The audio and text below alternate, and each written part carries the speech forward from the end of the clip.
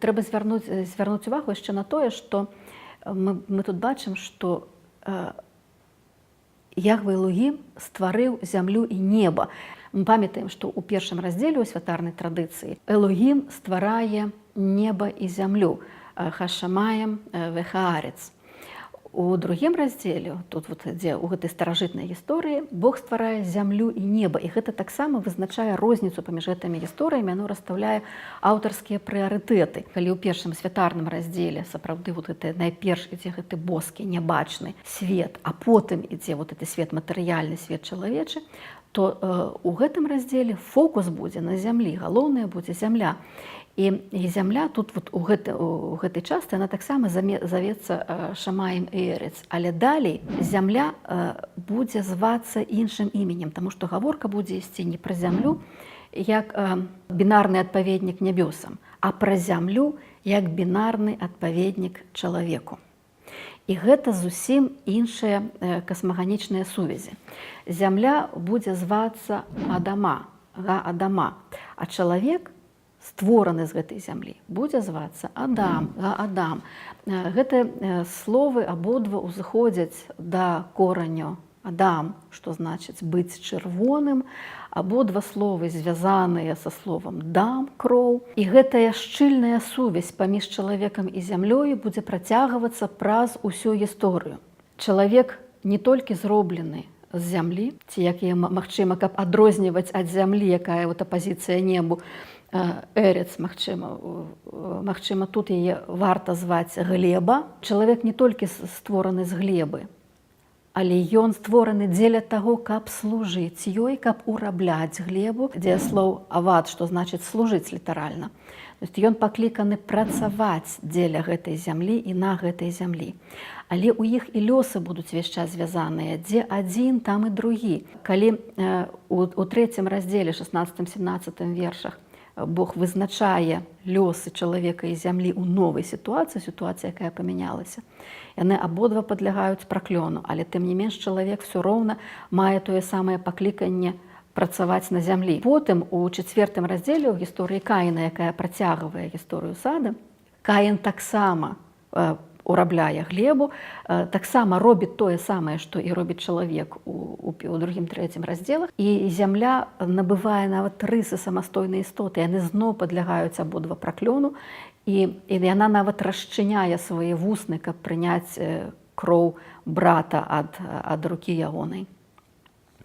І такім чынам утвараецца цалкам новая бінарная пара чалавек і зямля. І гэтая бінарная пара адбівае адзін з асноўных стылёвых прыёмаў гэтай гісторыі, гісторыі 2-3 раздзелаў кнігі Роду. Гэты прыём — гэта алітэрацыі і сугуччы. І алітэрацыямі утвараюцца сувязі, унутраныя сувязі паміж рознымі з'явамі ці рознымі персанажамі ці рознымі такімі мікраэпізодамі гэтай гісторыі. І гэта, безумоўна, вельмі цяжка для чытання Бібліі ў перакладзе, таму што пераклады не могуць перадаваць гэтай алітэрацыі. І бачыце, калі мы гаворым чалавек і глеба, мы не чуем, што гэта можа гучаць менавіта як пара, як Адам-Адама. Тое самае тычыцца пары мужчына-жанчына і ішча, якія, як не дзіўна гэта гучыць, маюць розную этымалогію, так што гэта таксама не аднакарэнныя словы, а гэта толькі алітэрацыйныя словы. І яшчэ цэлы шэраг алітэрацыяў, пра якія варта будзе сказаць яшчэ асобна. На самым пачатку гэтай гісторыі, якія мы прачыталі, дзе гаворыцца, што ніякага куста польнага яшчэ не было, ніякай травы польнай яшчэ не было, таму што Бог не пасылаў дажджу на зямлю і не было чалавека, каб урабляць глебу, мы бачым гэту двухчасную структуру свету. Бо пад польнымі кустамі маецца на ўвазе всялякая дзікая расліннасць, якая залежыць ад дажджу. І гэта вось тое, што гэта ў богавай сферы няма куста польнага, таму што Бог не пасылае дажджу. Але пад травою польнаю маецца на ўвазе, хутчэй за ўсё, культываваная расліна. І от культываваная расліна залежыць ад працы чалавека, ад таго, калі чалавек сапраўды авад Га-Адама, калі ён урабляе глебу, калі ён працуе на зямлі.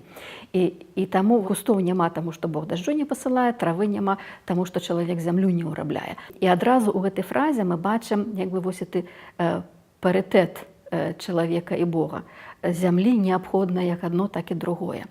Гэта не ёсць, як у першым раздзеле, просто такі суверэннае божество сваёй думкою, сваім словам стварае дасканалы сусвет. А гэта ёсць свет створаны для чалавека, пад чалавека, і які будзе залежаць ад чалавека. Так, як будзе сябе паводзіць чалавек, так будзе разгортавацца лёс сусвету. Наогул у гэтай гісторыі 4 персанажы. Гэта Бог, Яхве Элогім, гэта чалавек Адам, гэта жанчына Іша і змей, які ў 3 раздзеле таксама ўваходзіць у сюжэт. Все гэтыя 4 персанажы звязаныя паміж сабою мірыядамі розных сувязяў. Яны кожны звязаны з кожным, як мінімум, на некалькіх узроўнях тэксту. Можна вылучыць дзеля прасцейшага ўспрыняцця гэтага тэксту, вылучыць сувязі з аднаго боку вонкавыя і ўнутраныя паміж рознымі персанажамі, а таксама сувязі гарызантальныя і вертыкальныя, іерархічныя. Вонкавыя сувязі выражаюцца параю чалавек-сусвет, Адам-Адама, пра які ўжо было сказана. Але чалавек яшчэ мае і ўнутраныя сувязі. Гэта як бы сувязь са сваім унутраным я, сувязь са сваёй сексуальнасцю. Гэта тое, што выражаецца бінарнай параю Іш і Іша, мужчына і жанчына. Гэтыя Адам-Адама, мужчына-жанчына, выяўляюць гэты вонкавы і ўнутраны свет чалавека. Але чалавек таксама яшчэ ўступае ў розныя іерархічныя адносіны.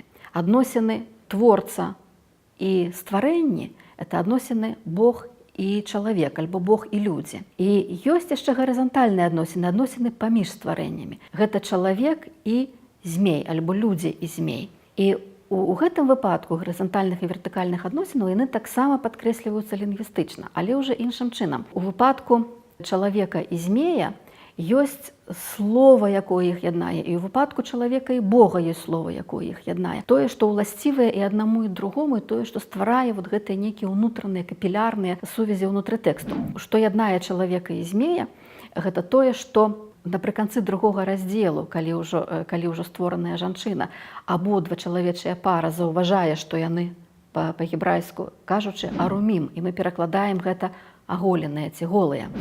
Яны арумім. І наступная фраза, якая у нас патрапляе ў 3 раздзел, але ў гебрайскім тэксце не была падзелена, адразу наступная фраза гаворыць пра тое, што а змей быў самы арум сярод усіх жывёл упольных, якіх стварыў Яхве Элогім. І такім чынам людзі былі арумім. Это множны лік ад арум. Арум, тут гульня словаў арум, якія пазначаюць адзін аголены, адзін разумны, але супадаюць у множным ліку і выглядаюць у гебрайскіх літарах, запісаных без дыакрытыку, выглядаюць ідэнтычна.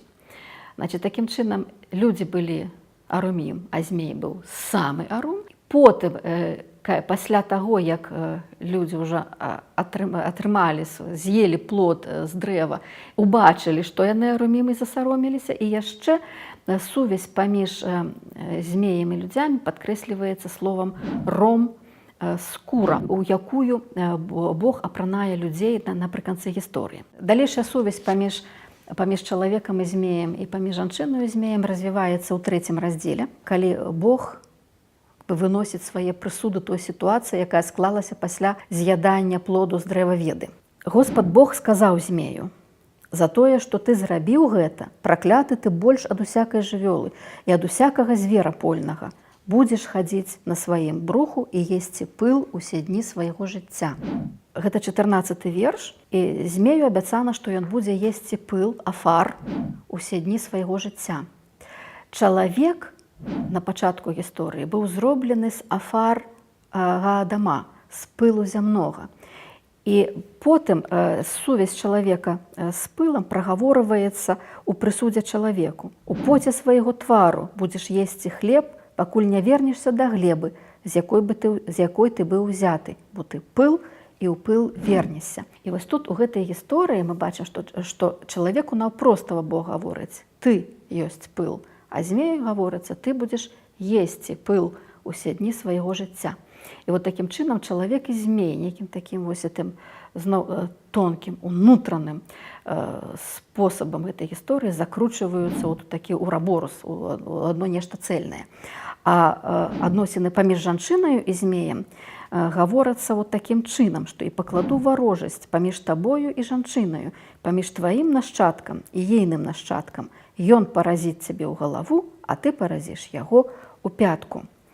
І вот гэтая галава і пятка, таксама як перад і зад, як верх і низ, дзе адно аднаго паражае, адно з адным звязаны з галавой, адно з пятку, таксама закручваюць змеі і жанчыну у некі свой ураборусавы вузел. Што тычыцца сувязі паміж чалавекам і Богам, іх яднае адно з ключавых словаў гэтай гісторыі, слова яда, што значыць ведаць, альбо даат веда, субстантыў ад яда. Бог звязаны з веданнем адным чынам, чалавек звязаны з веданнем другім чынам, і яднае іх цэнтральны такі стрыжнявы вобраз гэтай гісторыі дрэва веды, добра і зла.